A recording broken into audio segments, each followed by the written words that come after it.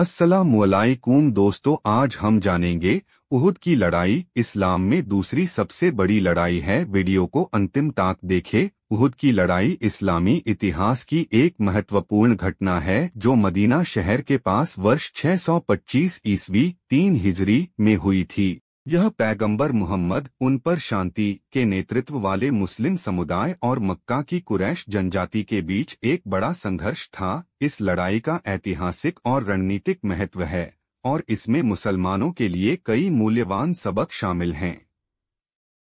क्या थी लड़ाई की पृष्ठभूमि? बद्र की लड़ाई के बाद जहां मुस्लिम समुदाय ने कुरैश जनजाति के खिलाफ निर्णायक जीत हासिल की, मदीना के मुसलमानों और मक्का के कुरैश के बीच तनाव अधिक रहा। कुरैश ने अपने नुकसान का बदला लेने और अपना सम्मान वापस पाने की कोशिश की। उसने अपना प्रभुत्व पुनः स्थापित करने के लिए मुसलमानों के विरुद्ध बड़े पैमाने पर हमले की योजना बनानी शुरू कर दी। सैनिकों की एक दुर्जय सेना इकट्ठा की। वे सुसज्जित थे और युद्ध के लिए तैयार थे। जब कुरैश की योजनाओं के बारे में मदीना में मुसलमानों को पता चला तो खबर पैगंबर मोहम्मद तक पहुंची और पैगंबर मोहम्मद ने कार्रवाई का फैसला करने के लिए अपने साथियों से परामर्श किया। पैगंबर की रणनीति। अपने साथियों की सलाह लेने के बाद पैगंबर मोहम्मद ने मदीना शहर के बाहर कुरैश का मुकाबला करने का फैसला किया। उन्होंने उहुद के मैदानों को युद्ध क्षेत्र के रूप में चुना क्योंकि इससे कुछ रणनीतिक लाभ मिलते थे। मुस्लिम सेना में लगभग 1000 सैनिक शामिल थे, जिनमें से अधिकांश पैदल सैनिक थे। पैगंबर मोहम्मद ने मुस्लिम सेना को विभिन्न इकाइयों में विभाजित किया और अपने साथियों के लिए रणनीतिक स्थान नियुक्त किए। मुस्लिम पीछे की रक्षा करने और दुश्मन के किसी भी युद्धाभ्यास को रोकने के लिए तीरंदाजों को पास की पहाड़ी पर तैनात किया गया था। पैगंबर ने युद्ध के नतीजे की परवाह किए बिना अपनी स्थिति बनाए रखने और अपनी स्थिति नहीं छोड़ने के महत्व पर जोर दिया। अब जानेंगे लड़ाई की शुरुआत कैसे शुरू होती है। लड़ाई मुस्लिम सेनाओं के प्रारंभिक आक्रमण के साथ शुरू हुई, जिसके परिणामस्वरूप एक सफल लड़ाई हुई। मुसलमानों ने कुरैश को पीछे धकेल दिया और महत्वपूर्ण क्षति पहुंचाई। हालांकि कुरैश सेना का एक हिस्सा मुसलमानों को फिर से संगठित करने और जवाबी हमला करने में कामयाब रहा।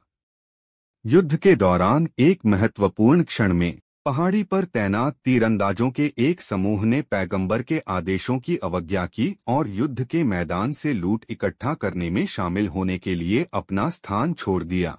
इससे मुस्लिम रक्षा में एक अंतर पैदा हो गया और पिछला भाग असुरक्षित हो गया। खालिद इब्न अल-वालिद, एक प्रसिद्ध योद्धा जो बाद में इस्लाम में परिवर्तित हो गया, ने इस अवसर का लाभ उठाया और पीछे से एक आश्चर्यजनक हमला किया।